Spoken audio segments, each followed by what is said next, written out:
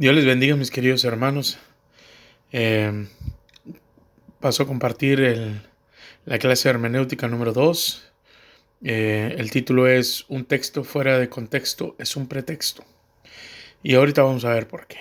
Ahí eh, conocemos la escritura, conocemos de que la escritura fue escrita por más de 40 autores, son 66 libros, y la Biblia es inspirada por Dios. Así es que ahí no hay error, no hay cosa que ni que se le parezca un error. Eh, todo está eh, todo está correcto, todo está perfecto, porque el que inspiró esos libros es el mismo Dios. Entonces, ¿por qué hay tantas denominaciones o por qué hay tantas confusión en la escritura? Pero no es porque la escritura esté mal, sino que nosotros mismos, al momento de querer interpretar la escritura, hacemos mal uso de esa interpretación. Y para eso es esta materia, para eso es la hermenéutica, para poder interpretar todos esos versículos bíblicos. Y esta clase va dirigida a eso. Un texto fuera de contexto es un pretexto. Hay tres tipos eh, de textos que se sacan de contexto y los vamos a separar. Los vamos a separar porque es necesario también nosotros conocer cuál es la base de esas confusiones muchas de las veces. El inciso A, ahí las tienen en su hoja. El inciso A, uno de, de los peligros en sacar de contexto la Biblia es cuando se toma un texto sin respetar el contexto, cae en peligro de hacerse una falsa doctrina. Ese es número uno. O inciso A. Inciso B es importante respetar también la cultura, la época y a quién fue dirigido. Eso sí, no podemos tomar algo que ya se haya cumplido, o no podemos tomar algo que no que lleva un destinatario, pues. A eso me refiero. Y inciso C es: las promesas de Dios tienen que venir acompañadas de obediencia. Eso también lo quise poner allí como un texto fuera de contexto, porque muchas de las veces hablamos acerca de las promesas de Dios, pero creemos que automáticamente tenemos esas promesas. Pero todas esas promesas tienen un punto de obediencia. Y esto hay que ser maduros para poder comprender estas cosas. La Biblia, no podemos tomar el versículo bíblico de una promesa y luego después reclamarle a Dios y decirle: Señor, ¿por qué no has cumplido esta promesa en mí? O porque simplemente tú no has cumplido las letras pequeñas tal vez del contrato. Podríamos hablarlo metafóricamente así. Pero vamos con el primero. El primero que les dije es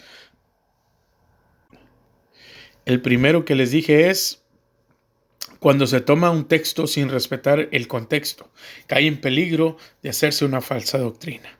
Eh, como, eh, Como versículo bíblico de advertencia allí, de ojo, el que enseña, dice, el que enseña la palabra de Dios tiene que ser un maestro serio de la Biblia. Y aludimos al versículo bíblico de 1 Timoteo capítulo 3 y versículo 6, cuando dice que el hombre de Dios tiene, no, o el que quiera ser ministro o quiera ser obispo, no puede ser un neófito, no puede ser una persona que desconozca la escritura. Tiene que ser una persona que conozca la escritura, no al 100%, pero que esté perseverando en conocer la escritura al 100%. Porque no sepamos el Salmo 23 y ya con eso nos vamos a quedar. No, hay que tener muchísimo cuidado. Hay que saber la escritura y perseverar en ella. Eso es lo que siempre ha deseado el Señor que nosotros hagamos con su palabra, que le conozcamos por medio de su palabra. Amén. El primer versículo en cuestión es 1 Corintios capítulo 15, del versículo 32 al 34. Lo que se ha sacado de contexto es la frase que dice: comamos y bebamos porque mañana moriremos. Aunque suena, muchas veces yo lo escuché en el mundo cuando las personas decían, vamos a emborracharnos, al cabo pues comamos y bebamos, porque mañana moriremos. Y pues si lo miramos de esa manera, de que el día de mañana vamos a morir, sí, pero nuestro paso por este mundo no va a tener significado, no va a tener propósito. Nosotros hablábamos en la clase, y les comentaba que yo vi una persona que subió ese versículo bíblico, bueno, entre comillas versículo bíblico porque estaba macheteado, ese verso decía: yo no soy borracho, yo soy bíblico, porque la Biblia dice, comamos y bebamos porque mañana moriremos. Realmente no tiene sentido que el mismo Dios eh, nos lleve o nos anime a cometer cosas que Él mismo aborrece. No tiene sentido. Pero bueno, vamos a ver el contexto de ese versículo bíblico para ver si en realidad Dios se agrada de esas cosas. Dice 1 Corintios capítulo 15, versículo 32 al 34. Dice, si como hombre batallé en Éfeso contra fieras, este es el apóstol Pablo hablando y dando testimonio de lo que él ha pasado, de lo que él ha sufrido como siervo de Jesucristo. Dice, ¿de qué me aprovechará? ¿De qué me aprovecha? O sea, sí, ¿de qué sirve que yo ande batallando con fieras, ande batallando con gente, ande batallando con muchísimas situaciones, porque la palabra no había sido bien recibida donde él había andado? Y es algo que hasta ahora las personas no reciben bien el Evangelio. Para ellos es tropiezo. Y dice el apóstol Pablo, si los perdón, voy a retomar para que se pueda entender más el contexto. Si como hombre batallé en Éfeso contra fieras, ¿qué me aprovechará si los muertos no resucitan? Comamos y bebamos porque mañana moriremos. O sea, si no hubiera un día de juicio, si no hubiera un día de resurrección de los muertos, entonces ¿para qué nos cuidamos? Pues comamos y bebamos porque mañana moriremos. Pero en realidad es un tipo de sarcasmo lo que el apóstol Pablo está hablando y está apuntando a eso, hablando sarcásticamente. Bueno, si los muertos no resucitan, pues no vamos a entregarle cuentas a nadie, pues vamos a comer y beber. Pero como él sabe y nosotros sabemos por medio de la escritura que cuando muera uno no se va a acabar todo, sino hay que entregar las cuentas a aquel que nos dio la vida y que nos estuvo sosteniendo todo ese tiempo para que nosotros procedamos al arrepentimiento. Y cuando no damos esos podríamos decirlo, ese fruto de arrepentimiento, de poder creer que ahí va a haber resurrección de muertos, unos para vida eterna y otros para condenación eterna, pues entonces, el mismo apóstol Pablo decía, pues entonces si no va a haber nada de eso, si no hay nada de eso, entonces comamos y bebamos porque mañana moriremos. Pero dice el apóstol Pablo enseguidita en el versículo 33, dice, no erréis, las malas conversaciones corrompen las buenas costumbres. Velad debidamente y no pequéis, porque algunos no conocen a Dios, para vergüenza vuestra lo digo. Ya ve, todas esas personas que no conocen a Dios piensan o creen que cuando se muera uno se acabó todo, pero en realidad hay que dar cuentas de aquel que nos hizo, hay que entregarle las cuentas a aquel que nos hizo y hay que entregarle cuentas justas. No hagamos eso que dice la gente, comamos y bebamos porque mañana moriremos. Eso es algo totalmente fuera de contexto. Y si nosotros nos guiamos por eso, solamente por ese pedacito de versículo bíblico, nos va a llevar a la condenación. Vamos a poder decir como esa persona, somos bíblicos porque estamos haciendo eso. No, en realidad no. Cuando se saca de contexto el texto de la escritura, cuando se saca de contexto, caemos en condenación para nosotros mismos. Quisiera generalizar también el contexto general de la escritura. También habla acerca de que nosotros estamos necesitados de Dios. Nosotros no somos nada. Dios es el que nos da a nosotros el valor. Y entonces imagínense, si Dios nos va a resucitar aquel día, pero que sea pero cuando Dios nos resucite en aquel día va a ser que sea para vida eterna, no para condenación eterna. Estando claro ese versículo bíblico, proseguimos al segundo ejemplo. Segundo ejemplo es Romanos capítulo 4, versículo 17. Y este es algo que también yo he escuchado muchísimas veces. Es acerca de llamar las cosas que no son como si fuesen. Porque decimos, ahí está la Biblia. Pero no sé a qué evangelista o a qué pastor o a qué hermano se le ocurrió decir que nosotros tenemos el poder para llamar las cosas que no son como si fuesen. Es algo totalmente que no es bíblico.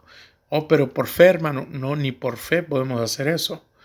No podemos hacer eso. El que tiene la potestad, el control, el que pone reyes, quita reyes, es Dios.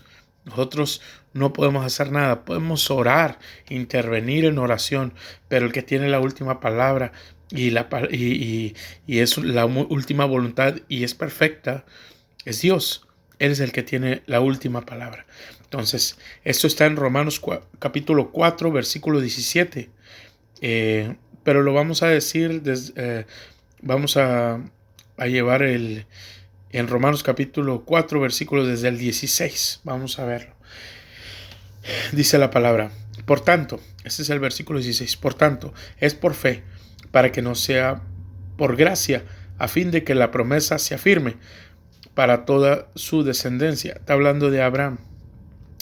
No solamente para la que es de la ley, sino también para la que es de la fe de Abraham, el cual es padre de todos nosotros. O sea, si nosotros venimos por medio de la fe que tuvo Abraham, la fe para justicia, y somos de coherederos con Cristo, que es el heredero de la promesa más grande, nuestro Señor Jesucristo.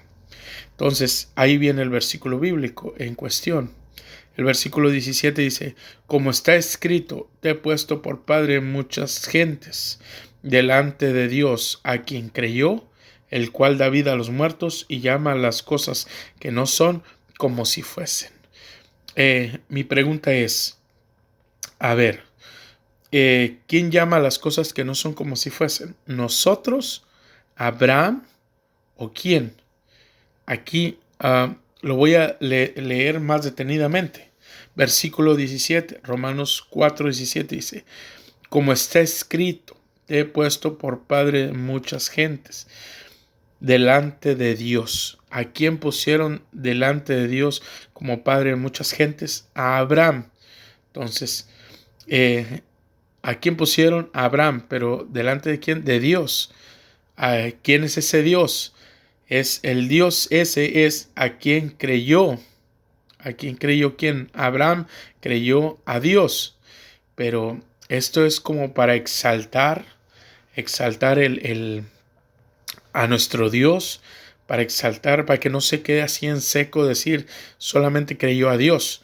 No, esto es para resaltar su poder, su omnisciencia, su omnipresencia, su omnipotencia, para exaltar los atributos de Dios. ¿Qué es este? A quien creyó, el cual da vida a los muertos. ¿Quién da vida a los muertos? ¿Abraham, nosotros o Dios?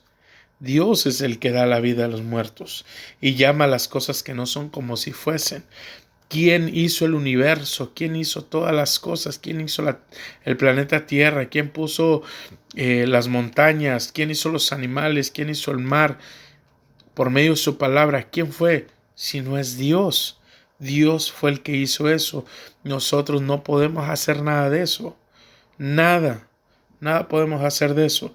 Entonces, ¿quién le da vida a los muertos y llama a las cosas que no son como si fuesen? Dios. Este es algo exclusivo de Dios, no de nosotros. Eso es lo que hay que comprender. No porque está en la Biblia, sí. Solamente decir, llamar las cosas que no son como si fuesen, no quiere decir que nosotros podemos decir eso, ni tocarlo como algo que quisiéramos como de fe, porque eso no funciona así. El único que da vida a los muertos y que llama las cosas que no son como si fuesen es Dios. Es Dios. Porque no podemos decir que nosotros lo haremos o lo podemos hacer porque entonces ya nosotros nos estuviéramos poniendo en un nivel de Dios.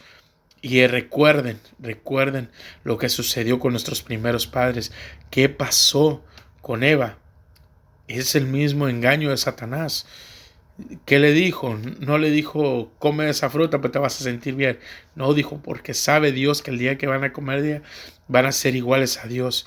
Nosotros no somos dioses. Nosotros no somos dioses. Dios es el que tiene la exclusividad como Dios. Nosotros somos sus hijos. Y eso es por adopción. ¿Recuerdan Juan capítulo 1? Todo aquel, dice la Escritura, todo aquel que le ha aceptado como Señor, como Dios, le ha dado potestad de ser hijo de Él. ¿Me entiende? Pero nosotros no somos dioses. Entonces, espero que esté entendible hasta aquí. Recuerden, no somos dioses y es el mismo engaño de Satanás. Hacernos creer que somos dioses. Eso está equivocadísimo. Jamás que su corazón se incline a creer que usted es un Dios. Solo hay un solo Dios verdadero y no comparte su gloria con nadie. Amén. Vamos al siguiente ejemplo. Es el de Jeremías capítulo 13, versículo 23. Una vez escuché un maestro, por eso lo quise incluir aquí, porque escuché un maestro que dijo que el anticristo iba a ser un griego, porque, no sé, los griegos es como representación de un leopardo y todo ese asunto. Pero en cuestiones de profecía, no nos vamos a meter mucho porque no es el texto adecuado el que él tomó. Entonces lo sacó fuera de contexto y pues no está correcto, porque él agarró este versículo bíblico para apoyar lo que él decía. Pero jamás, mis queridos hermanos, tomen un versículo bíblico que no tiene nada que ver con lo que usted está predicando. Tenga muchísimo cuidado, ni por ejemplo, ni por nada. Si no tiene nada que ver, no lo diga. Búsquese otro versículo bíblico o apóyese en otra cosa. Pero no tome un texto bíblico que no tiene nada que ver. Entonces, este versículo bíblico está en Jeremías capítulo 13, versículo 23. Fíjese lo que dice. Y se mudará el etíope su piel y el leopardo sus manchas. Dice, allí es cuando nosotros nos damos cuenta que el anticristo va a ser un griego, porque dice ahí un leopardo. El leopardo es el símbolo de Grecia. Tengan mucho cuidado, porque si no respetamos el contexto, podemos creer que este señor tenía la verdad. Pero dice a continuación, así también, dice, ¿podréis vosotros hacer bien estando habituados a hacer el mal? ¿En qué parte de la Escritura? Es más, si usted estudia todo lo que es a lo que se refiere, o incluso puede leer la perícopa, se puede dar cuenta que en realidad no habla acerca de una profecía acerca de un anticristo. Lo que está hablando ahí acerca de la maldad de Judá, la maldad de la tribu de Judá. Entonces, ahí está aludiendo eso. Dice, así como, parafraseando un poco, este versículo bíblico dice, ¿podréis vosotros hacer el bien estando habituados al mal? Dice, así mismo, y como si el negrito mudara su piel, se cambiara de color, o el leopardo se borra sus manchas, así como pues nosotros vamos a hacer el bien si estamos acostumbrados a hacer el mal. Es un poco parafraseando, así de imposible es que una persona que sea mala de corazón pueda hacer cosas buenas sin tener primero en el pensamiento llevar la ventaja, la alevosía y la ventaja primero. Hay muchísimas personas que así se portan. Son amigos mientras puedan sacar provecho, pero ya cuando no puedan sacar provecho dejan de ser amigos. Entonces, ¿cómo ellos, estando acostumbrados a hacer el mal, pueden hacer el bien? Es imposible. Es como si el leopardo negara sus manchas, se borrara sus manchas, o el negrito borrara su piel negrita. Entonces, No tiene sentido, mi querido hermano. Entonces, si vemos, no habla acerca de un anticristo y, y pues simple y sencillamente nomás está hablando acerca de que una persona mala, ¿cómo puede hacer cosas buenas? Eso es otro ejemplo de cómo sacan de contexto las escrituras. El otro ejemplo, el número 4. El número 4 es Lucas capítulo 11, del 14 al 23. Es el famoso hombre fuerte.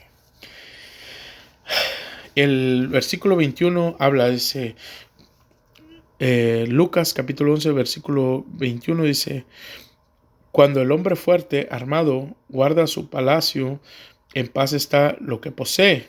Pero cuando viene otro más fuerte que él y le vence, le quita todas las armas en que confiaba y reparte el botín.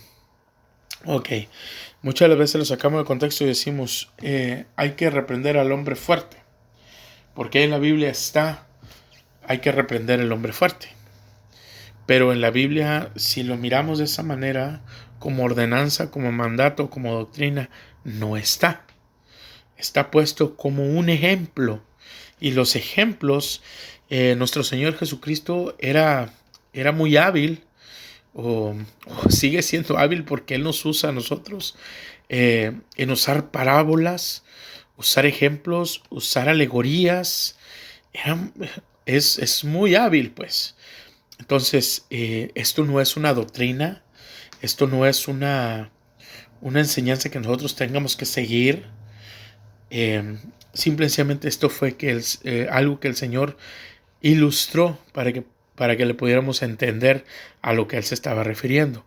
Mire, Lucas capítulo 11, versículo 14, unos versículos más atrás, dice, estaba Jesús echando fuera a un demonio, mire nada más, que era mudo, y aconteció que salió el demonio, y el mudo habló, y la gente se maravilló. Wow, nuestro Señor Jesucristo sacando a un demonio de una persona que tenía el control de sus cuerdas vocales, en los cuales no dejaba que hablara. Versículo 15. Pero algunos de ellos decían, por Belcebú, príncipe de los demonios, echa fuera a los demonios. Entonces, cuidado también con esto, porque dice la Escritura que este es el pecado imperdonable. Atribuirle los milagros que son de Dios, atribuírselos al diablo y hacerse y soberbecerse acerca de eso. Y he escuchado muchas otras denominaciones que se burlan acerca de esto. Y realmente esas personas tienen que tener muchísimo cuidado porque en realidad están blasfemando en contra del Espíritu Santo. Y recordemos, es el pecado imperdonable, blasfemar en contra del Espíritu Santo. Bueno, entonces el versículo 16, retomo. Dice, otros para tentarle le pedían señal del cielo. Mas él, conociendo los pensamientos de ellos, les dijo, todo reino dividido contra sí mismo es asolado, toda casa dividida contra sí misma cae. ¿Qué es lo que estaba sucediendo aquí? Nuestro Señor Jesucristo estaba haciendo la encomienda que estaba profetizada acerca de él, que iba a dar libertad a los cautivos, dar vista a los ciegos, iba a pregonar el año agradable del Señor. Entonces eso es lo que estaba profetizado en Isaías para él, y él cuando lee el rollo en la sinagoga, él lee esa parte y lo dice, esto se está cumpliendo aquí y hoy con ustedes. Entonces eso era lo que nuestro Señor Jesucristo estaba cumpliendo, todos estos señales que él mismo traía, pero ellos, los fariseos, le menospreciaban a nuestro Señor Jesucristo y decían que los milagros que él hacía era por causa de demonios, por los demonios, y le pedían señal del cielo para que no sé, supuestamente ellos para creer, pero en realidad no era su pensamiento creer, sino lo estaban tentando nada más, porque en realidad ellos no lo hacían para creer, por si no, entonces nuestro Señor Jesucristo lo hubiera hecho, pero como conocía sus corazones y sabía que solamente lo hacían para tentarlo. Entonces, nuestro Señor Jesucristo les da a entender en este significado del texto bíblico, dice el versículo 17, más conociendo los pensamientos de ellos, les dijo, todo el reino dividido contra sí mismo es asolado, y una casa dividida contra sí misma cae. O sea, si alguien que no está de acuerdo en su propia casa, esa casa va directamente a la ruina. Entonces dice, yo no puedo hacer nada, si yo trabajara para Satanás, yo no puedo hacer nada en contra del mismo de Satanás, porque entonces pues no nos vamos a poner de acuerdo y vamos a fracasar. Pero, y este es el versículo 18, déjame leérselo, dice, y si también Satanás está dividido contra sí mismo, ¿cómo permanecerá su reino? Ya que decís que por Belcebú echo yo fuera los demonios. Dice, pues si yo echo fuera los demonios por Belcebú, vuestros hijos por quién los echan, porque tanto ellos serán vuestros jueces. Entonces, el versículo 20 dice, mas si por el dedo de Dios echo yo fuera a los demonios, ciertamente el reino de Dios ha llegado a vosotros. Entonces, ahí está dando testimonio nuestro Señor Jesucristo de que Él venía a hacer estas cosas. Fíjese nada más. Y ahí es donde empezamos a comprender lo que el contexto de la Escritura quiere dar a entender. Porque dice, dice que Él ha venido a hacer todas estas señales, todos estos prodigios. Pero ¿cómo pudo Él venir y hacer todo esto? Está en el versículo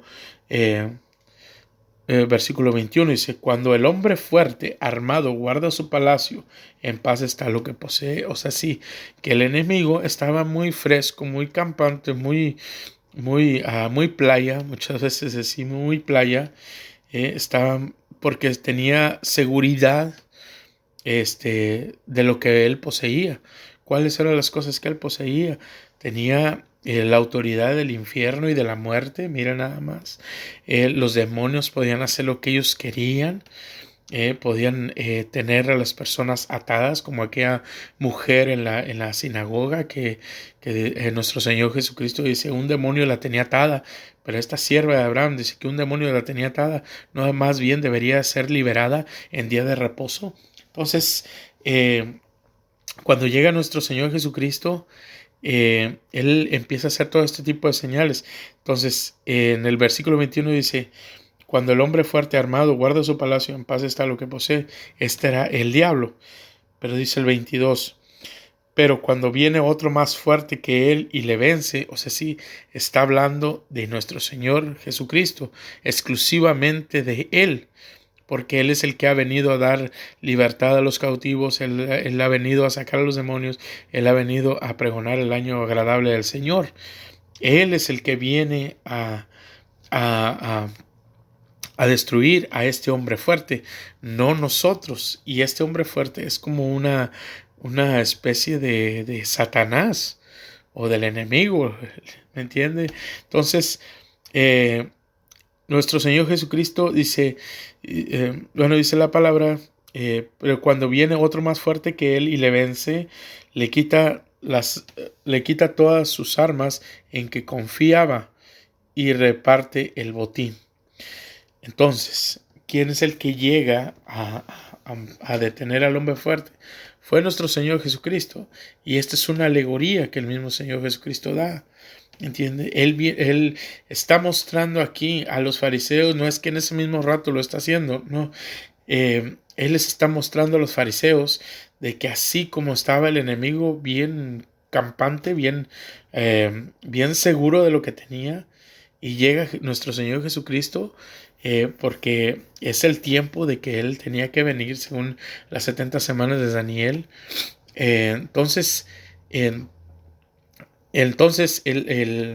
Satanás, Satanás está vuelvo y repito, está muy contento con lo que tiene, está muy playa, pero llega nuestro Señor Jesucristo y le quita todas las cosas, todas las armas con las que él confiaba, ¿entiende? Entonces, se nos ha dado la autoridad para reprender a los demonios, claro que sí, se nos ha dado la autoridad de reprender a los demonios, pero no a Satanás. Recordemos, Satanás no es omnipresente, ¿me entiende? No es omnipresente. Satanás está en una parte de la tierra o no sé dónde esté, pero en realidad muchas de las veces las personas son poseídas por demonios. Son poseídas por demonios y andan los demonios con las personas. A esos nosotros somos los que tenemos que echar fuera, porque ya a Satanás, ya nuestro Dios ya lo enjuició, ya lo derrotó. ¿Me entiende? A eso se refiere. Ya lo derrotó y ya lo ha exhibido, según Colosenses, lo ha exhibido públicamente a él y a sus demonios, ya los ha exhibido. Y nosotros tenemos la autoridad de sacar a los demonios que están dentro de las personas, pero no podemos atar tampoco. Eso también es algo equivocado, decir vamos a atar al demonio. No, no, no podemos atar, ni tampoco nuestro Señor Jesucristo ató a nadie. A ningún demonio ató. Simple y sencillamente salgan fuera. Y los expulsaba y los expulsaba. Otros tenemos que hacer lo mismo. No podemos atar. Tenemos que expulsar a los demonios que están en las personas.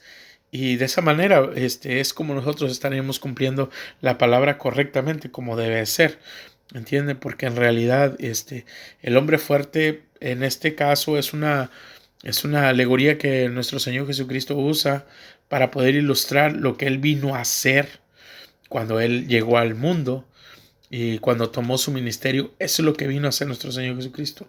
Quitarle la autoridad al enemigo y tener Él la autoridad y después no la va a dar, bueno, se la va a pasar al Padre. Entonces, mis queridos hermanos, no podemos andar diciendo atamos al hombre fuerte porque es antibíblico. Si quiere, échele unas 4 o 5 examinadas a ese texto bíblico y chéquele que no es ninguna doctrina, no es ni tampoco algo que tenemos que ritualizar para nada, pero sí tenemos una gran responsabilidad de no de atar, sino de expulsar a los demonios que están no sé, en la región celeste, dice en Efesios capítulo 6, pero tenemos la autoridad de reprender todo espíritu que es contrario a nuestro Señor Jesucristo, que es contrario a la palabra cuando estamos en la congregación, en nuestras casas, en nuestros vehículos, en donde quiera que estemos. Y si hay una persona endemoniada, nuestro Señor Jesucristo ya nos dio la autoridad y sobre este versículo bíblico, Él ya ató al hombre fuerte, a la persona más importante de los demonios y a nosotros nos ha dado la autoridad por medio de nuestro Señor Jesucristo de sacar a los demonios. Cualquier... Si queremos sacar fuera de contexto la escritura, créame que el que la escribió sabía bien, o el que la redactó, que fue el Espíritu Santo, sabía bien lo que estaba redactando. Así es que no tomemos cosas que no son de Dios, sino que sometámonos a la escritura, porque esa es la palabra infalible y inerrante. Bueno, mis queridos hermanos, vamos con el próximo ejemplo. Y este ejemplo lo hicimos como una especie de ejercicio en la clase. Es acerca de si existe el purgatorio. Esto está en Mateo capítulo 5, versículo 25. Habla acerca del purgatorio, pero vamos a ver el contexto de todo eso. Pero vamos a enfocarnos primero en el versículo 25, que es el versículo de la controversia, porque dicen los católicos, dicen que esto nos enseña que existe un purgatorio. Mateo capítulo 5 versículo 25 dice, ponte de acuerdo con tu adversario pronto, entre tanto que estás en el camino, no sea que el adversario te entregue al juez y el juez al alguacil y seas echado a la cárcel. De cierto te digo que no saldrás de ahí hasta que pagues el último cuadrante. Bueno, pues suena muy bonito, pero en realidad en el contexto general de la escritura nos damos cuenta, dice, porque está establecido que el hombre muere una sola vez y después el juicio. Está en el libro de los Hebreos. Entonces, si esto lo queremos meter como si fuera una doctrina, tenemos que buscar más versículos bíblicos que apoyen. De perdido unos 5. Mi hermano, de perdido le pido unos 3 versículos bíblicos que apoyen esta doctrina para que pueda ser bíblica. Pero cuando hay doctrinas esenciales como la de Hebreos, y contradicen este tipo de doctrinas, como que no tiene ya mucho más sentido. Ya no tienen tanto sentido en guardar eso como si fuera una doctrina esencial bíblica. Entonces dicen ellos, ponte de acuerdo con tu adversario.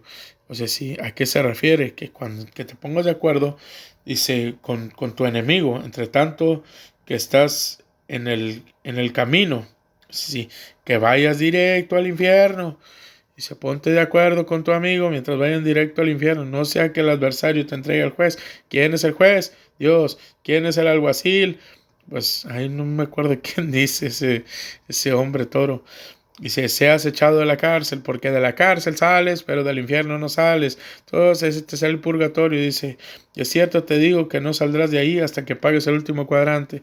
Así es que las misas gregorianas y también pagar indulgencias para que puedas sacar a tu familiar que está en el purgatorio y pueda salir del purgatorio, y del infierno nadie sale, pero del purgatorio sí sale la gente, y ahí dice que la gente sale. ¿Será cierto eso? Bueno, como le decía hace rato, nuestro Señor Jesucristo siempre nos mostró, siempre nos enseñó con alegorías, con ilustraciones acerca de lo que Él enseñaba. Pero vamos a ver desde el versículo 21, a ver qué dice nuestro Señor Jesucristo. Mateo 5:21 dice, oíste que fue dicho a los antiguos, no matarás, y cualquiera que matare será culpable de juicio. ¿Habla acerca del purgatorio? No habla acerca del purgatorio. Entonces dice, oíste que fue dicho a los antiguos, no matarás. Ese era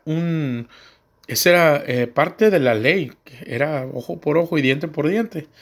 Entonces, dice, pero yo os digo, el versículo 22, dice, pero yo os digo que cualquiera que se enoje contra su hermano será culpable de juicio. Cualquiera que diga necio a su hermano será culpable ante el concilio, y cualquiera que le diga fatuo quedará expuesto al infierno de fuego. Miren, aquí lo que nuestro Señor Jesucristo está dando a entender, hasta ahí, fíjese, y ahorita lo vamos a entender por qué. Hasta ahí nuestro Señor Jesucristo lo que está dando a entender, mire, que nadie puede estar por encima del otro, nadie puede menospreciar a su hermano, nadie puede decirle necio a una persona. Necio, bueno, es para nosotros tal vez una persona que continúa y que vuelve a hacer lo mismo y vuelve a hacer lo mismo, es muy necio. Pero en realidad, ante los ojos de Dios, la palabra original es como una persona que está agrediendo a otra persona. Por eso dice también en fatuo, dice cualquiera que le diga fatuo a su hermano. Fatuo es un insulto a una persona, a su hermano, podríamos decirlo así. Bueno, hermano, a cualquier persona, pues no necesariamente nada más a nuestros hermanos de la congregación o nuestros hermanos de sangre, se refiere a cualquier persona. Y se quedará expuesto al infierno de fuego. No está hablando de purgatorio, está hablando de un cambio de pensamiento, un cambio de carácter de las personas hacia las demás personas. O sea, sí, lo que el Señor, lo puedo tomar personal, por ejemplo, que nuestro Señor Jesucristo me diga, tú necesitas cambiar tu modo de pensar y menospreciar a las personas y no les ofendas. Eso es lo que quiere dar a entender. Que nosotros no les ofendamos a nuestros hermanos, que tengamos cuidado con eso. Mira el versículo 23, dice, por tanto, si traes tu ofrenda al altar, está hablando de personas conversas hacia las personas inconversas o hacia nuestros propios hermanos, a todo tipo de personas. Entonces, cuando nosotros tenemos algo arraigado, y aquí ya empieza a explicar nuestro Señor Jesucristo a algo arraigado en nuestros corazones. A algo arraigado, dice, por tanto, si traes tu ofrenda al altar y ahí te acuerdas de que tu hermano tiene algo contra ti, deja allí tu ofrenda delante del altar y anda, reconcíliate primero con tu hermano y entonces ven y presenta tu ofrenda. Mire, no es de que Dios esté buscando que le lleven ofrenda o lo que sea. No está hablando eso el versículo bíblico. Está hablando más bien, si tú crees, pudo haber dicho ofrenda, pudo haber dicho alabanza o lo que sea, porque al final de cuentas la ofrenda es una alabanza a Dios. Entonces, parafraseando un poco, dice, por tanto, si traes tu ofrenda al altar, o sea, si traes algo para Dios, vamos a poner de esa manera, traes algo para Dios y te acuerdas, dice, y allí te acuerdas de que tu hermano tiene algo contra ti, o sea, sí, y ahí el Espíritu Santo te trae a memoria de que tu corazón no está limpio, porque recordemos que el Espíritu Santo nos convence de justicia, de pecado y de juicio. Entonces el Espíritu Santo te recuerda que tienes algo contra tu hermano, eh, dándonos a entender que la ofrenda no va a ser acepta delante de Dios. Por mucho dinero que traigas, eh, no va a ser acepto delante de Dios, porque tú tienes algo en tu corazón que realmente no va a comprar el favor de Dios. Y eso es lo que tenemos que entender y darnos cuenta, de que no podemos andar con nuestra vida guardando rencores o guardando cosas en cuestión en este mundo, sino que tenemos que reconciliarnos. Porque dice el 24, dice, deja ahí tu ofrenda delante del altar y anda, reconcíliate primero con tu hermano y entonces ven y presenta tu ofrenda. O sea, sí, da a entender que lo que tienes que arreglarlo, arréglalo. Reconcíliate con tu hermano primero antes de llevarle cualquier ofrenda, cualquier alabanza, cualquier exaltación que le quieras dar a Dios. Primero reconcíliate con tu hermano. Esa es la ordenanza de Dios. Miren, entonces, ¿qué quiere dar a entender todo esto? Todo esto es todavía parte del Sermón del Monte, y es cuando nos damos cuenta de que miramos el contexto de todo el Sermón del Monte y habla nuestro Señor Jesucristo acerca de un cambio de corazón, un cambio de mente, un cambio de pensamiento, ya no usar el pensamiento antiguo, sino usar un pensamiento nuevo y agradable delante de Él. Miren, dice, presenta ahí, dice, deja ahí tu ofrenda delante del altar y anda, reconcíliate primero con tu hermano y entonces ven y presenta tu ofrenda. Entonces sí, cuando nosotros cuidemos nuestro corazón, cuando nosotros no, estemos limpios, por decirlo de esa manera, espiritualmente, delante del Señor, entonces sí, Dios va a aceptar todo tipo de ofrenda, pero antes no. Entonces allí es cuando nosotros entendemos de que no se refiere acerca de un purgatorio, es acerca de la condición espiritual de nosotros. Y entonces ahí sí da la ilustración esta acerca de la cárcel y todo eso. Y le voy a comentar por qué. Porque está hablando en el mismo contexto de la escritura. El mismo contexto nos está enseñando de qué es lo que se está refiriendo ahí. Dice el 25, ponte de acuerdo con tu adversario pronto. Si ponte de acuerdo con la persona con que hayas ofendido o la que te haya ofendido a ti. Entre tanto, estás con él en el camino. O sea, sí, en el diario vivir. No necesariamente un camino literal, sino está hablando de un camino figurativo. En el diario vivir, dice, ponte de acuerdo, por tanto todavía están vivos. No sea que el adversario te entregue al juez. O sea, sí, no sea que el que primero arregle las cosas con Dios sea tu adversario o sea la persona aquella que te lastimó o que tú lastimaste. Que muchas de las veces a nosotros nos lastiman y nosotros tenemos que pedirle perdón a Dios porque por nuestra mente tuvo que haber pasado algo, algo como fatuo o necio y pudimos haber pensado cosas malas de nuestros hermanos. ¿Entiende? Entonces hay que sanarnos primero nosotros muchas de las veces. O si tú ofendiste, pues pide perdón y arregla las cosas delante de Dios y delante de tu hermano. Dice, no sea que, dice, no sea que el adversario te entregue al juez y el juez al alguacil. Así. Después de que ponen las cosas en la mano de Dios, después viene el alguacil. El alguacil es un tipo de Satanás. Porque aún así Satanás no le guste o no le guste, él trabaja para Dios. Recuerdan en 1 Corintios 5, donde aquel hombre que se acostaba con la madrastra, con su madrastra, decía, decía, decía el apóstol Pablo, decía, hey, no más bien deberían de sacar ese perverso de ahí. Dice, entrégueselo a Satanás para destrucción de la carne, para que aquel día su alma sea salva, o su espíritu sea salvo. Entonces, cuando dice el apóstol Pablo así, no se refiere que va a ser salvo, siempre salvo. En realidad, a lo que se refiere es de que déjenselo a Satanás para que Satanás le dé una buena zarandeada para que esa persona se arrepienta y regrese a los pies de Cristo. Pero estaban hablando de una persona que iba a la iglesia. Entonces es algo similar aquí. El alguacil es Satanás que el mismo Dios usa para zarandear a los hermanos para que regresen al camino, a lo que es a la congregación, a la comunión con los hermanos. Y se ha echado en la cárcel. Cuidado con esto. Cuando dice se ha echado en la cárcel, no está hablando de una cárcel espiritual y mucho menos está hablando de un purgatorio.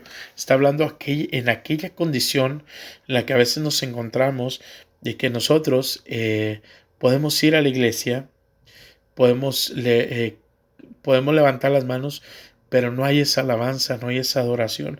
Nos sentimos muchas las veces como una especie de opresión o una especie de ligadura, o en este caso dice una cárcel. Es como una cárcel espiritual que no vas a salir de ahí hasta que perdones, hasta que te liberes de ese pecado de falta de perdón. Es cuando en realidad vas a poder ser libre. Porque mire lo que dice el versículo 26. Dice, de cierto te digo que no saldrás de ahí hasta que hasta que pagues el último cuadrante. O sea, sí, hasta que el último pensamiento de tu mente se vaya, o hasta que perdones a la última persona, vas a salir de esa cárcel espiritual. Y hay muchísimas personas, bueno, me incluyo también, que a veces la falta de perdón, o muchas veces pecados que a veces cometemos, no, como le dijera, no queriendo hacerlos, sino a veces cometemos esos errores y pensamos que está todo bien, que no hay problema, pero entra en una especie de cárcel donde siente uno como que no hay esa comunión con Dios, y lo siente uno. Entonces, cuando uno pide perdón a Dios, o en este caso, cuando dice que perdones a tus hermanos, a tu hermano, o a quien hayas ofendido, o quien te haya ofendido, cuando perdones, entonces ese es pagar el último cuadrante.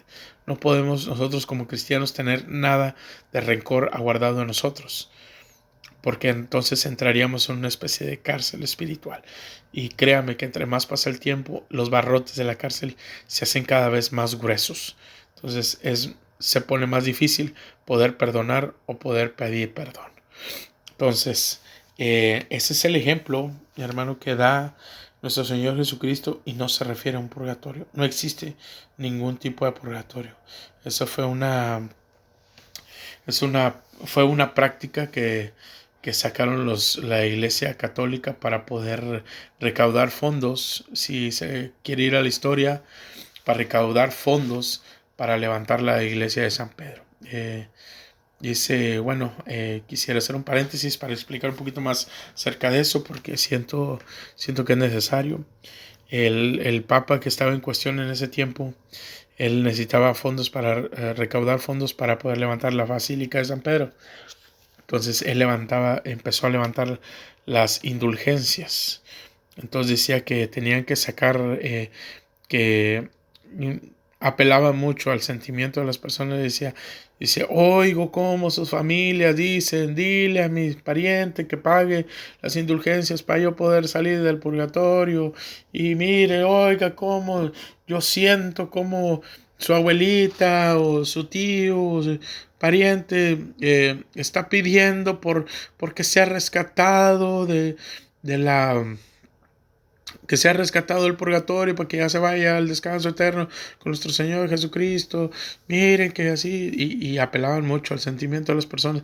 Las personas tenían que dar porque no querían que sus familiares estuvieran sufriendo, pero era puro engaño porque en realidad no existe nada de eso de purgatorio. Entonces dicen que este hombre decía, hasta ahora voy a estar levantando indulgencias, pero ya mañana ya no va a estar y aproveche y aproveche. Y las personas aprovechaban y si no se, muchas veces que no se habían recaudado bien los fondos y decía él, me voy a quedar otro día más porque yo escuchaba en la noche como decían, dile a mi pariente que dé un chelín para que yo pueda salir del purgatorio. Entonces por eso estoy aquí, por aquellas almas y todo, pero solamente era algo que ellos habían puesto como doctrina para poder sacar dinero de las personas. Bueno, cierro paréntesis, mi querido hermano, es parte de la historia. Y pues de esa manera, mi querido hermano, se fundó esa falsa doctrina del purgatorio. Ok, mi hermano, terminamos con los ejemplos que tenemos ahí en las hojas, en las guías. Y eso fue el ejemplo el inciso A. Dice, cuando se toma un texto sin respetar el contexto, cae en peligro de hacerse una falsa doctrina. Y sí, en realidad lo malentendemos por no leer toda la escritura, por no leer todo el contexto, y ahí eso es lo que peligra. Pero ustedes, mis queridos hermanos, ustedes son personas que Dios va a usar grandemente en la predicación y ustedes tienen que entregar un mensaje bien hecho porque para eso están estudiando. Vamos con el inciso B. Dice, es importante respetar también la cultura, la época y a quién fue dirigido. Eso también es muy importantísimo porque hay promesas de Dios que se cumplieron en su tiempo y que no podemos atesorarlas porque realmente no son, son promesas que ya tuvieron su cumplimiento. Para empezar, quisiera tomar un ejemplo, pero primero está aquí un escrito como tipo de advertencia. Dice, hay promesas y profecías solamente para Israel y hay promesas y profecías para la iglesia, pero es el mismo Dios. Es así. El mismo Dios de Israel es el mismo Dios que tenemos nosotros. No ha cambiado nada. Lo que ha cambiado es la dispensación. Lo que ha cambiado es la dispensación. ¿Recuerdan qué dispensación estamos? Estamos en la dispensación de la gracia. En aquel tiempo ellos estuvieron, pudo haber sido en la patriarcal o en la ley. Hablando ya de la descendencia de Abraham hasta acá. Entonces, hay cosas que ya se cumplieron. Por ejemplo, Isaías capítulo 3, en el versículo 18 hasta el 24, este es el texto fuera de contexto, el que está en cuestión. Dice, aquel día quitará el Señor el atavío del calzado, las redecillas, las lunetas, los collares, los pendientes, los brazaletes, las cofias, los atavíos de las piernas, los partidores del pelo, los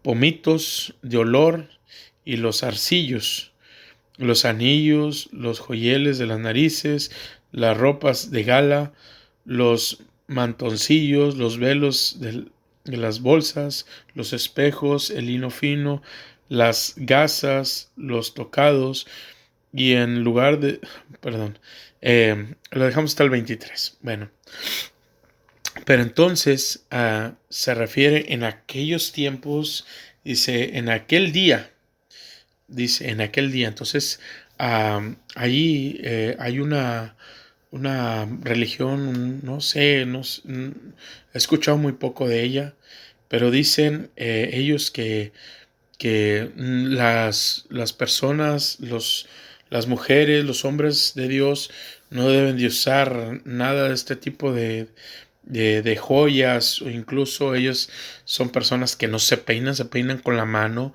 no se echan desodorante, no se perfuman, nada de eso, porque dice eso. eh, Creo que también el versículo 24 también lo voy a leer porque también está a tiempo en eso. Dice: y en lugar de perfumes aromáticos vendrá hediondez y, y cuerda, en lugar de cinturón y cabeza rapada, en lugar de compostura del cabello, en lugar de ropa de gala, ceñimiento de cilicio y quemadura en vez de hermosura. Entonces dicen que realmente ellos no pueden usar nada de ropas de gala, ni nada, ni joyas, ni nada de ese asunto, porque dice que en aquel tiempo, pues en realidad, y esas personas andan así, todas greñudas, y no se echan desodorante y todo eso, porque dicen que eso sí va a cumplir en este tiempo. Pero en realidad se referirá a eso, que esto sí va a cumplir en ese tiempo. Hay que tener muchísimo cuidado porque eso ya tuvo su cumplimiento, mi querido hermano. Mire, eh, de lo que se está refiriendo ahí es Isaías, es acerca de la condenación, acerca de Israel, de Jerusalén, de Judá, porque dice que ellos despreciaron a Dios. Entonces, por cuanto ellos despreciaron a Dios, Dios las entrega a los babilonios, y eso se cumplió en el cautiverio de los babilonios, en la diáspora de Babilonia, cuando ellos fueron trasladados desde de Jerusalén hasta Babilonia. Imagínense, está larguísimo, desde Israel hasta Irak. Entonces, no era de que les iban a dejar sus joyas mientras los llevaban cautivos. Y otra cosa, los llevaban caminando.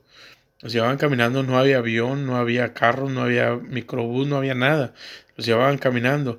Y no se iban a detener para que la persona, la mujer, el hombre, hiciera sus necesidades fisiológicas. Realmente no.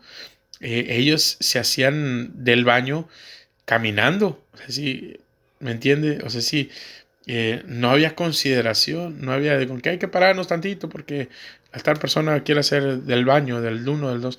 Por eso dice que no habrá perfumes aromáticos, sino que vendrá hediondez. A eso se refiere, a que les quitaron los que eran las joyas y los degradaron a ese grado de degradación de ir, vale la redundancia, de ir y apestando feo, porque en realidad no había consideración para que pudieran hacer del baño en un lugar privado, sino que así mismo caminando, ahí mismo se tenían que hacer del baño, porque no había consideración en eso. A eso se refiere hediondez y todo el asunto, pero muchas personas lo toman muy literalmente ese asunto y piensan que pues realmente se refiere a estos tiempos, pero eso ya tuvo su cumplimiento. Así es que mi hermano o mi hermana, alístense cuando vayan a la casa del Señor. Alístense, perfúmense, peínense, dice el apóstol Pablo y el apóstol Pedro, los dos toman énfasis en eso, que nuestro peinado no sea un peinado ostentoso, como queriendo humillar a los demás o queriendo sobresalir por sobre todos los hermanos, que no sea así, sino que sea el atavío de una persona humilde, de una persona cristiana que ha conocido al Señor. Eso es lo que tenemos que hacer, vestirnos humildemente, ¿me entiendes? No ir a los extremos, no ir tan pomposo, ni tampoco ir tan garriento, ¿me entiendes? Entonces, claro, dentro de las posibilidades de uno, ¿me entiendes? Pero a eso se refiere realmente de que esto ya tuvo su cumplimiento, así es que nosotros vayamos bien peinaditos, bien bañaditos a la casa del Señor, a alabar y exaltar su santo nombre. Entonces, hasta ahí vamos bien. Es el primero de los ejemplos del inciso B. Ahora el segundo ejemplo es Amós 5:23. Y voy a ir directo con eso. Dice, este es Amós hablando palabra del Señor. Dice: se quita la multitud de tus cantares, pues no escucharé las salmodias de tus instrumentos. Esto también, una corriente cristiana o una religión cristiana, no sé cómo llamarlo, eh, son personas que creen en el sacrificio de Jesús, son personas que, bueno, unas de ellas, ¿me entiendes? Pero del que yo conocí, ellos creen en la muerte y resurrección de nuestro Señor Jesucristo, creen en las doctrinas esenciales, nomás que, pues, francamente usan ciertas cosas como para que son tropiezo para ellos. Pero ellos dicen que Dios ya no va a escuchar más los cantos con instrumentos. Entonces de ahí su congregación dice que realmente por eso ellos no cantan con instrumentos, porque dice ahí que en Amós que ya Dios ya no va a escuchar más las salmodias ni los instrumentos para cantar en alabanza hacia Él. Para que este versículo bíblico pueda ser una doctrina, tiene que tener por lo menos cinco versículos que apoyen lo que está diciendo, pero no lo existe, no los hay. Hay otro versículo bíblico que ellos toman para poder referirse a eso, pero aún así no es un fundamento para no alabar a Dios con instrumentos, ¿me entiende? Pero sí hay más versículos bíblicos que nos dicen que nosotros alabemos a Dios con instrumentos, ¿me entiende? Entonces, ¿por qué? Dice, ¿por qué ellos toman ese versículo bíblico? Porque realmente no han leído el contexto. Pero mire lo que dice. Versículo 24 pero correrá el juicio como las aguas y la justicia como impetuosos arroyos.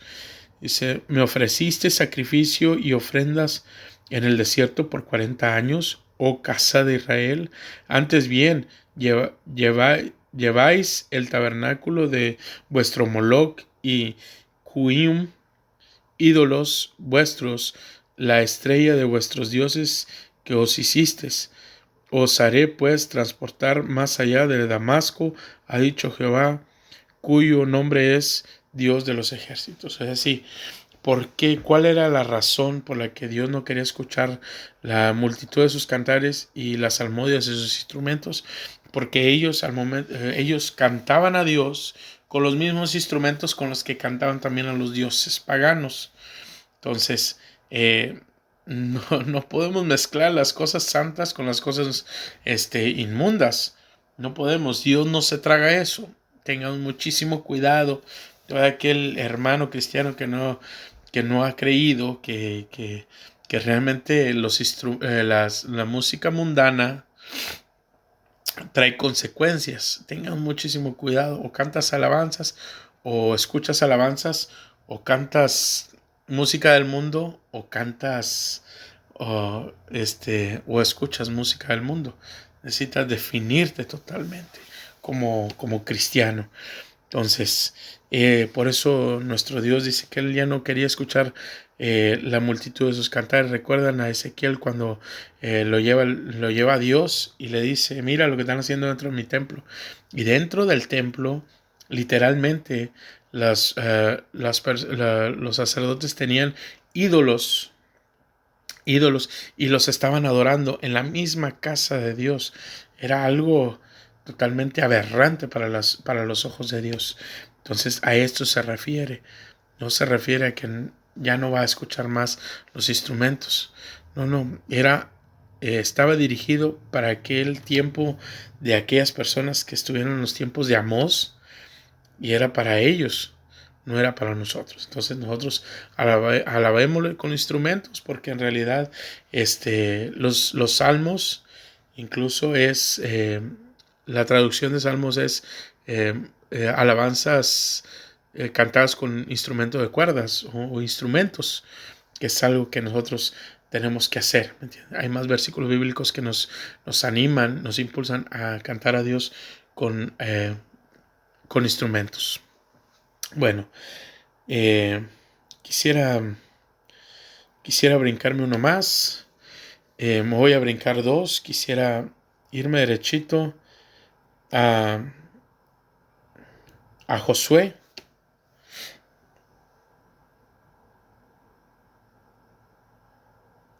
A Josué, porque también ha sido muy sacado de contexto. Josué capítulo 1, versículo del 3 al 4 dice: todo lo que pisare la planta de vuestro pie, Eso también está sacado de fuera de contexto, porque en realidad fue algo que también ya se cumplió. Se cumplió, pero en ese tiempo lo hemos sacado del contexto y hemos dicho a los hermanos, todo lo que pise la planta de vuestro pie será suyo, será vuestro, cuando en realidad no tiene sentido. No tiene sentido porque Dios no apoya lo que Él no promete, y eso se lo prometió a aquellos, incluso en Deuteronomio, le dice a Moisés que Josué va a ser el que les va a entregar la tierra prometida. Y esto viene siendo una promesa para todos los contemporáneos de Josué. Pero vamos a ver el versículo bíblico. Dice Josué capítulo 1, versículo 3 al 4. Dice, yo os he entregado, como lo había dicho a Moisés, todo lugar que pisare la planta de vuestro pie. Dice,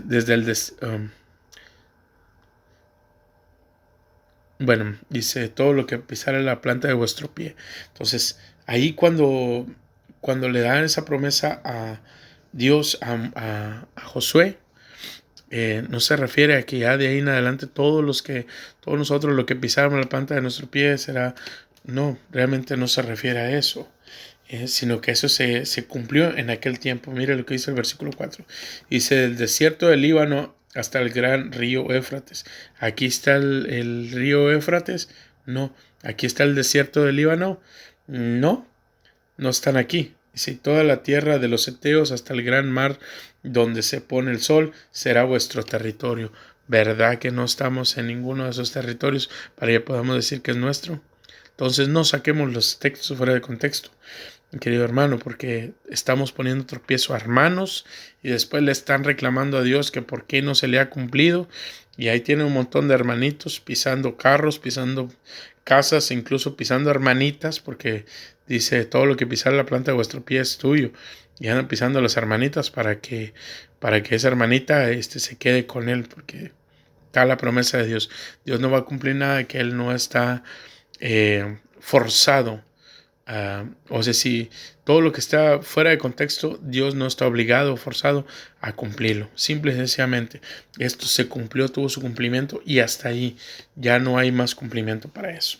Entonces, cuando le digan, hermano, todo lo que pisare la planta de su pie será de usted, esa es una falsa enseñanza, y tengamos cuidado con ese tipo de maestros, porque solamente en vez de ayudarnos nos va a estar matando espiritualmente, porque la palabra de Dios, se respeta y eso lleva a su cumplimiento, pero tal y como está escrita, no como nosotros la creemos.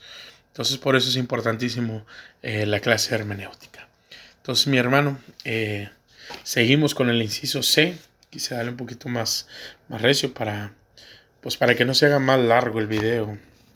¿Entiende? Entonces, vamos a seguir. El inciso C dice, las promesas de Dios tienen que venir acompañadas de obediencia. Aquí ahora sí, vamos a ver las promesas de Dios, no como la planta de tu pie ni nada de ese asunto, porque eso no fue una promesa para nosotros. Pero hay promesas en la Escritura en las cuales sí nos podemos apoderar, que no tienen vencimiento, pero esas tienen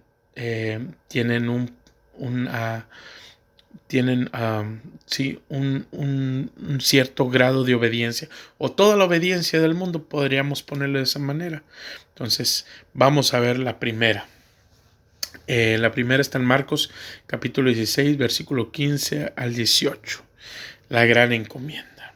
Porque nosotros nos brincamos y nos vamos directamente al versículo 17. Dice, estas señales seguirán a los que creen.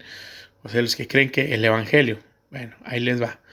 Dice, en mi nombre echarán fuera demonios, hablarán nuevas lenguas, tomarán manos serpientes y beberán cosa mortífera y no les hará daño.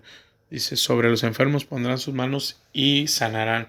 Bueno, esto se ha tomado muy literal Y es literal, claro que sí, pero sin respetar el contexto. Hay muchos que no han respetado el contexto. Hay un pastor aquí en Estados Unidos que estuvo manipulando serpientes porque leyó ese versículo bíblico, pero nomás hasta ahí. Entonces su condición delante de Dios como que no estaba muy agradable. Y ojo con esto también. A nuestro Dios no le gusta ser tentado. Bueno, si estás bien delante de Dios, lo voy a poner de esa manera, estás bien delante de Dios, pero te pones a hacer algo a manipular serpientes como ese hombre, cuando Dios no te llamó, lógico que va a haber consecuencias, ¿me entiendes? Cuando el apóstol Pablo llegó a la isla de Malta, sí que una serpiente se le pegó.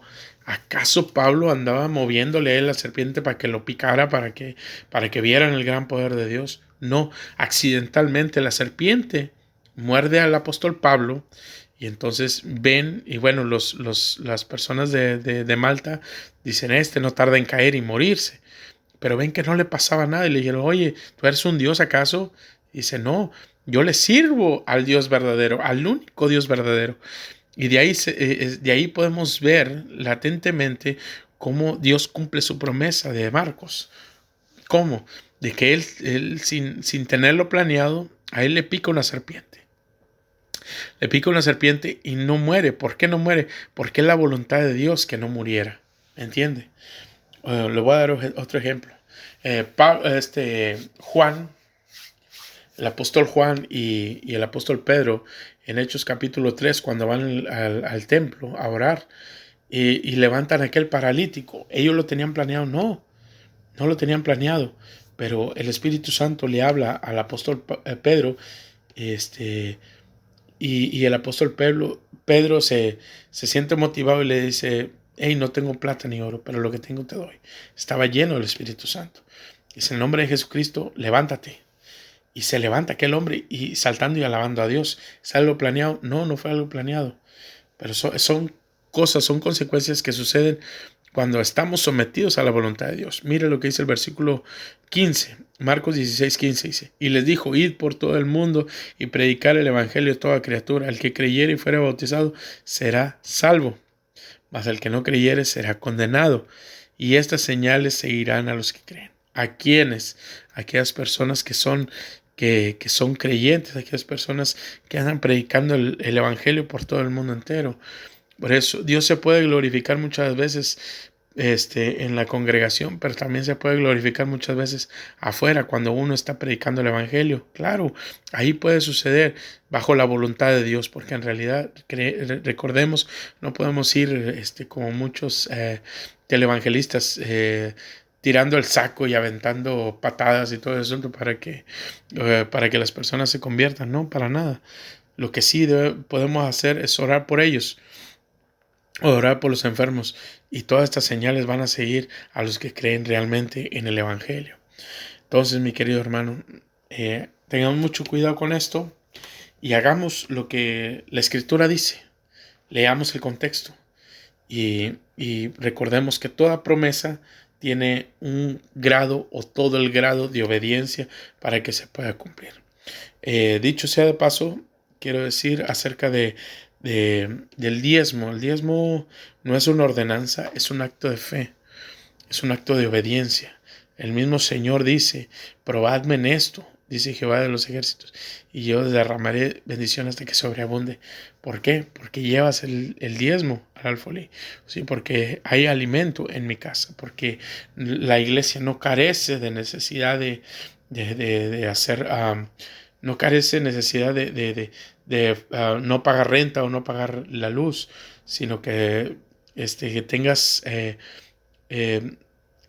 que estés contribuyendo hacia el progreso de la congregación. Eso es lo que nuestro Dios se compromete con nosotros. Que nada nos va a faltar a nosotros también, cuando no falte nada también en su iglesia. Amén. Entonces es un acto de obediencia y es un acto de obediencia que tiene una consecuencia de una promesa de parte de Dios. Josué, vamos con seguimos. Quisiera brincarme Salmos, pero como quiera ahí está en su escrito, ahí usted mismo lo pueda ver. Quisiera irme hasta Josué capítulo 1, versículo 8 y 9, porque muchas las veces también usamos este versículo bíblico y se lo damos a personas que no son totalmente, eh, bueno, que van empezando las cosas del Evangelio, pero que todavía tienen un pie en el mundo y todavía tienen un pie en la iglesia. Entonces queremos darles esta palabra de aliento, pero no va a aplicar muy bien, porque tiene su consecuencia también. La obediencia siempre va a llevar fruto, va a llevar consecuencia de fruto. Dice, vamos a ver, bienaventurado el varón, dice, eh, pero, perdón, dije Josué capítulo 1, versículo del 8 al 9. Dice, nosotros siempre nos saltamos el versículo 8, nos saltamos el versículo 8, pero y damos siempre esta palabra del versículo 9. Dice, mira que te mando que te esfuerces y seas valiente, no temas ni desmayes, porque Jehová tu Dios estará contigo donde quiera que vayas. Entonces, ya le podemos decir a cualquier persona, no temas ni desmayes, porque, dice, te mando que te esfuerces y seas valiente, no temas ni desmayes, porque Jehová tu Dios estará contigo donde quiera que vayas. No podemos, porque si es una persona que apenas va aprendiendo el Evangelio y que no está sometido totalmente a Dios, el que persevera, a lo mejor sí, pero si es una persona que no está totalmente sometida a Dios, si todavía está escuchando música de mundana y tomando cervecita y todo el asunto, no creo que Dios esté con él donde quiera que vaya. No, no lo creo. ¿Por qué? Porque el versículo 8 nos va a decir por qué. Dice, Josué capítulo 1 versículo 8 dice, nunca se aparte de tu boca este libro de la ley, sino que de día y de noche meditarás en él, para que guardes y hagas conforme a todo lo que en él está escrito, porque entonces harás prosperar tu camino y todo te saldrá bien. Mira que te mando que te esfuerces y seas valiente. Entonces, ¿qué es lo que necesito? Que no se aparte ese libro de la ley, que no se aparte esa escritura. No solamente tenemos el Pentateuco, no solamente tenemos los 5 libros de Moisés, tenemos toda la escritura que es útil para redarguir, para corregir, para instruir en justicia. Entonces, mi hermano, si nosotros meditamos en la palabra de Dios, lógico que nosotros nos vamos a tener que esforzar y ser valientes porque Dios va a estar con nosotros. Pero si estamos leyendo memes, si estamos enfocando en las cosas del mundo, Dios no va a estar ahí. Lo siento mucho, pero Dios también no es mentiroso y si en su palabra dice que él no habita en lo inmundo, lo siento mucho, yo no tengo por qué engañar a nadie. Entonces, dice que Dios estará contigo donde quiera que vayas, pero si meditas en el libro de la ley de día y de noche. Es una promesa de parte de Dios para todo aquel que medita en su libro de la ley. Es una promesa de Dios que Él estará con él. Amén. Eh, Vamos con el último ejemplo. Ya no quise que se hiciera más largo el video. Está Josué capítulo 6. Habla acerca de las murallas de Jericó. El versículo en cuestión es el versículo 20. Y se los leo. Dice, entonces el pueblo gritó y los sacerdotes tocaron las bocinas. Aconteció que cuando el pueblo hubo oído el sonido de bocinas, gritó con gran vocerío y el muro se derribó. Se cayó el muro de Jericó. El pueblo subió luego a la ciudad, cada uno derecho hacia adelante y la tomaron. Bueno, ¿por qué cayeron las murallas? Eso es lo que tenemos que entender nosotros también. Bueno, este versículo bíblico también tuvo su cumplimiento. Tengamos mucho cuidado. No podemos andar haciendo ese mismo... no podemos andar haciendo ese mismo... ese mismo pasaje bíblico como tipo ritualismo, porque caeríamos en eso, en un ritualismo, y Dios no es ritualista, no es religioso. Dios es espíritu, es vida. ¿Entiendes? así como Dios trató con la samaritana, fue muy diferente como trató con Nicodemo, a como trató con Mateo, eh, con Zaqueo, con todos ellos. Entonces, Dios no tiene un patrón para que todo se haga de esa manera. Esto tuvo su cumplimiento, pero ¿qué fue lo que sucedió ahí? ¿Por qué cayeron las murallas? Desde el versículo Josué capítulo 6, versículo del 1 hasta el 5, lo voy a leer, perdón. Dice, ahora Jericó estaba cerrada, bien cerrada, a causa de los hijos de Israel. Nadie entraba ni salía. Mas Jehová dijo a Moisés, a Josué, perdón, mira, yo he entregado en tu mano a Jericó y a su rey y sus varones de guerra. Dice, versículo 3, rodearéis pues la ciudad todos los hombres de guerra, yendo alrededor de la ciudad una vez, y esto haréis durante 6 días. Y 7 sacerdotes llevarán 7 bocinas de, de cuernos de carnero delante del arca. Y el séptimo día daréis 7 vueltas a la ciudad, y los sacerdotes tocarán las bocinas. Versículo 5 dice, y cuando toquen prolongadamente el cuerno del carnero, así oigáis el sonido de bocinas, todo el pueblo gritará a gran voz, y el muro de la ciudad caerá. Entonces subirá el pueblo, cada uno en derecho hacia adelante. Lo mismo que dice en el versículo 20. Pero entonces, ¿qué fue lo que sucedió ahí? ¿Por qué no se puede repetir? ¿Por qué solamente fue en ese tiempo? Porque fue un acto de obediencia. Fue un acto de obediencia. Dios les dijo, háganle así como les estoy diciendo, y yo les voy a dar el triunfo. Yo les voy a dar el pueblo de Jericó. Yo les voy a entregar el pueblo de Jericó en sus manos, pero sigan las cosas al pie de la letra. Y fue lo que hicieron. Eso no es algo ritualista, no es algo que tenemos que hacer a cada rato para destruir fortalezas. No va a suceder nada. No va a suceder nada. ¿Por qué? Porque esto ya tuvo su cumplimiento.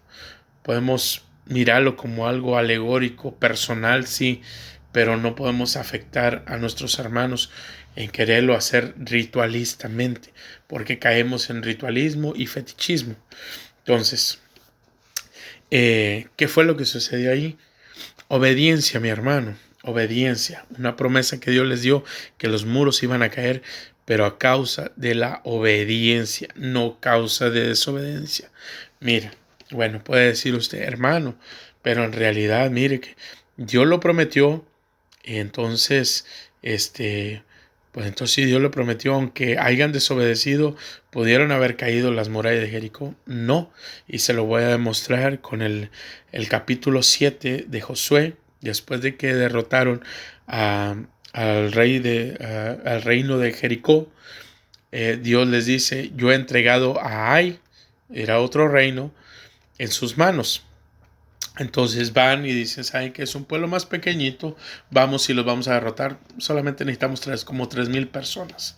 Entonces van y los de Ai les ponen, bueno, matan a muchísimos israelitas e incluso los corretean hasta lejos, y ahí matan a muchísimos israelitas. Entonces Josué se siente como traicionado de parte de Dios, porque les dijo que subieran, y, pues van ellos y obedecen, y, resulta con que fueron derrotados.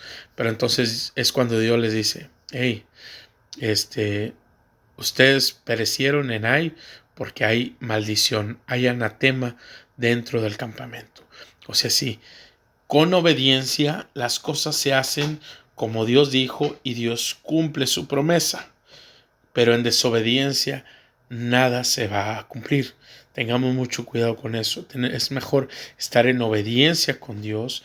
Y así un pastor, yo prefiero estar en un lugar, aunque no participe, perdón, no era un pastor, un creyente firme, estar en un lugar donde no participe no importa, pero estar en la obediencia de Dios, a estar en un lugar donde me den participación y estar en desobediencia de Dios.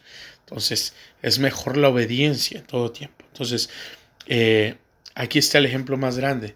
Las murallas de Jericó cayeron por la obediencia de los israelitas. Como Dios les dijo, así lo hicieron. Pero en Ai, cuando cuando aquel hombre robó aquel manto babilónico y aquel lingote de oro, cuando él hizo eso, entró en desobediencia y ahí pagaron la consecuencia muchos israelitas. Entonces, cuando nosotros, eh, en cierta forma, nosotros queremos aceptar una promesa de parte de Dios, pero estamos en desobediencia, no va a suceder nada. Vuelvo y repito, Dios no está con lo inmundo, o con el pecado, pues. Dios no es igual que nosotros. Nosotros nos podemos embarrar de pecado y ni cuenta nos damos, pero Dios no. Dios sí se da cuenta de todo. Entonces, cuando Dios nos da una promesa, necesitamos estar en plena comunión con Dios y en plena obediencia a Dios.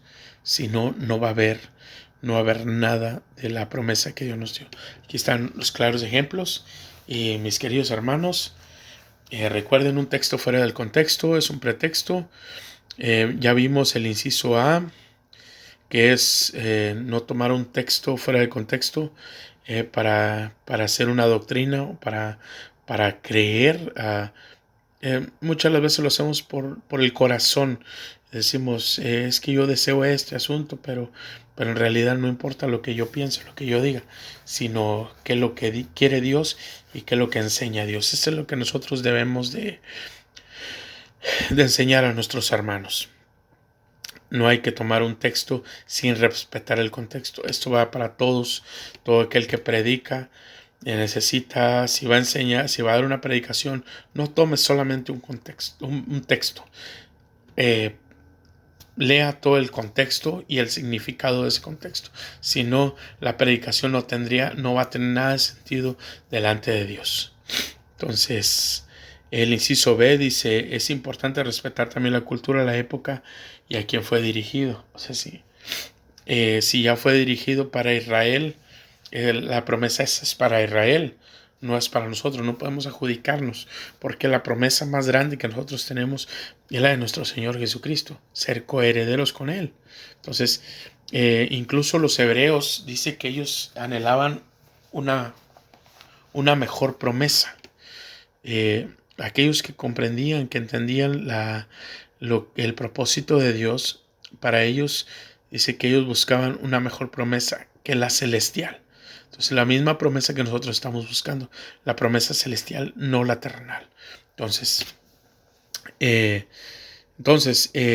ellos dice que se consideraron, dice, está en Hebreos, no recuerdo si Hebreos 11 parece, no recuerdo muy bien, pero dice que ellos anhelaban una mejor patria, la celestial. Por eso Dios no se avergonzaba de llamarse Dios de ellos, ¿me entienden? Entonces, hay que respetar las cosas que ya se cumplieron, las épocas, la cultura, hay que respetarlas y nosotros, recordemos, tenemos una mejor promesa, que es la promesa de nuestro Señor Jesucristo, la salvación, la redención de nuestros pecados.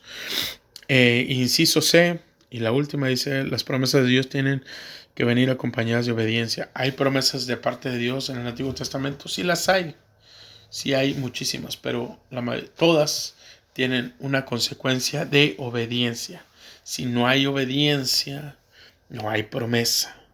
No podemos hacernos los que no sabemos, porque si queremos una promesa o alguien nos da una promesa, tenemos que estar rectamente delante de Dios en obediencia. Dios me les bendiga, mis hermanos. Esta fue la clase de hermenéutica número 2. Y espero que haya sido de mucha bendición. En el nombre de Jesucristo, Dios les bendiga.